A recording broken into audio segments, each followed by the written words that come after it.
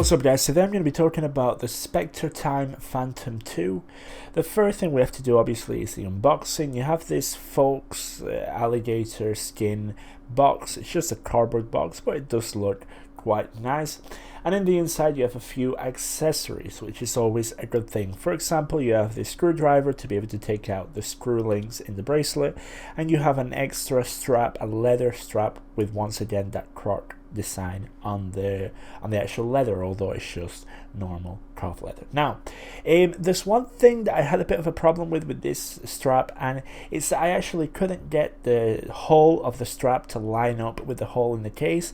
This may have been just because of me. It took about 10-15 minutes. I just couldn't get it to line up, so unfortunately I've not been able to actually see what it looks like with the strap, so I won't be able to show that to you guys. If you look at the actual watch, the first thing you're going to notice is that yes, it does have that Audemars Piguet, that Hublot, that IWC-esque bezel with the screws in it, and once again the case shape is as well trying to emulate many other famous watches, which I'm probably sure you guys have already seen and know about. Now, that is one of the main criticisms that I've seen from many people, that it's too close to a homage. However, because of the dial of this watch, I don't think that's actually true, mainly because of those long batons, those long indices, which personally I really like. Some people thought that they were too big for the small size of the watch face. This is a 39mm watch, keep that in mind, but I think they've done an excellent job, especially with those, I'd say probably 2/3 cut down indices below the calendar and on top of the 12, which I think just frame everything in really nicely, and I think it gives it a bit of an aggressive, a bit of a masculine look, especially with that logo, which is very aggressive, that said. Now, the finishing on the case is very nice. You have a brushed finish on the top of the bezel, then you have a polished area around the edge of the bezel, you have brushed finishes on the sides of the case and the top of the case, as well as the bracelet, and then you have a polished edge on the sides of the lugs, which personally I think play very nicely with the light, and definitely they've done a good job with the finishing on this case, and it's pretty much what you'd expect for a watch this price. This is going for around 530 odd pounds at the time of making this video.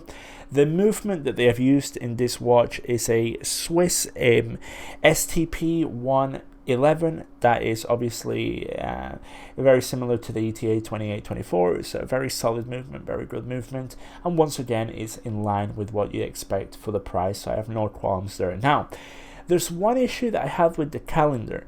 If you actually look at the calendar, it's too recessed in the dial, so it's very hard to actually be able to see what date it is. So depending on the angle and depending on the light, you're not actually going to be able to see the calendar at all. So I just would have hoped they'd put it a bit closer to the actual face of the watch.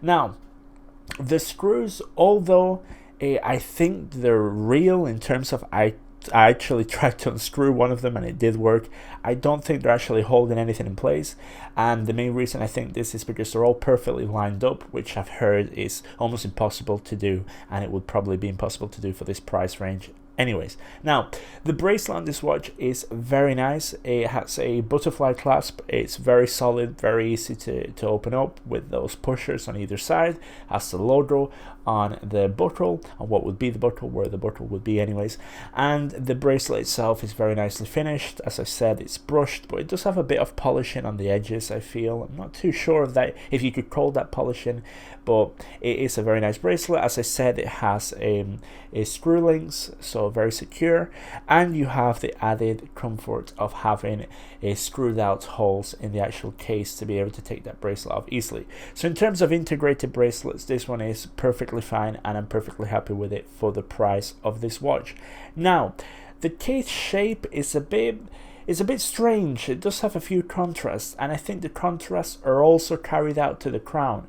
So you'd see the crown and you see that balance between the polished section right underneath that area where it would look as if though it's sandblasted, bead blasted with that polished logo in the center, and it's a very thin, a very low profile crown, which I appreciate, and that does carry on to the case. So as you can see on the case, you have this polished edges, and then you have quite quite a simple, I mean, it is nice looking, but it's very simple, just a matte finish, a brushed finish on the sides.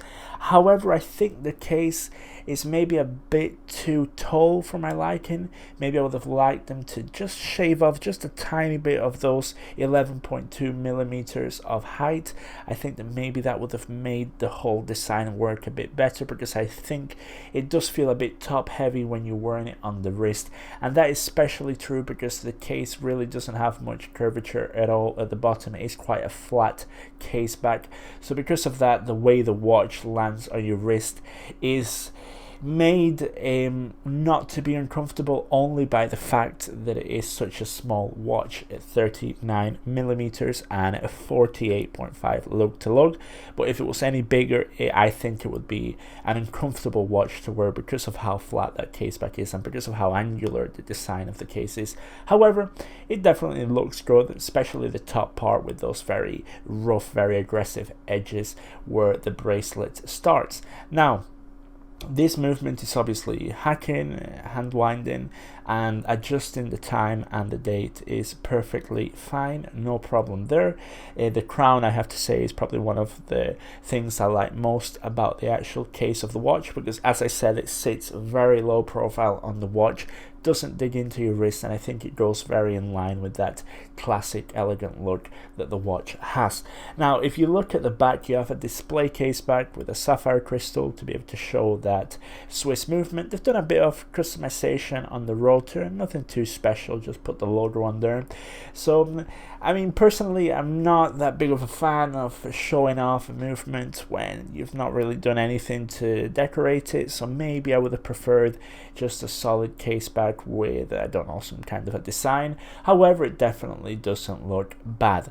Now, for the price of around 500 and odd pounds, I think that in terms of the quality, the fit and finish, the movement, I think everything's there. I think that you can't really find too many ways to complain about it for that price point. However, this is going to be, in my opinion, up to whether or not you think this is too close of a homage or not. As I said, personally, I don't believe it is, especially with that sunburst dial that this model has. You can also get it in blue. I think the blue is a bit too bright for my liking, so I definitely like this black sunburst dial, which turns grey or charcoal depending on how the light is hitting it. As you can see, those indices have a chromed finish, which obviously you've been able to see throughout the review. So I mean, in terms of the quality, the fit and finish, and the value for money, I think everything's there. So I just think about is whether or not you feel like this is too close to the sun, in your opinion. I personally don't think it is. And as I said, obviously because of the size and because of that small profile crown, it's a very comfortable watch to wear, albeit, as I said, it wouldn't be the case if it was any bigger than this because of that case back shape. But anyways, this is definitely going to stay in my collection. I'm happy to have it, even though I do have a few watches that look a bit similar to this one. But I think that this one has enough of a je ne sais quoi on that dial to be able to justify keeping it, even though, as I said, I have other watches in the same kind of lineage as this one. Anyways, guys, I hope you enjoyed the review. Till the next time, peace.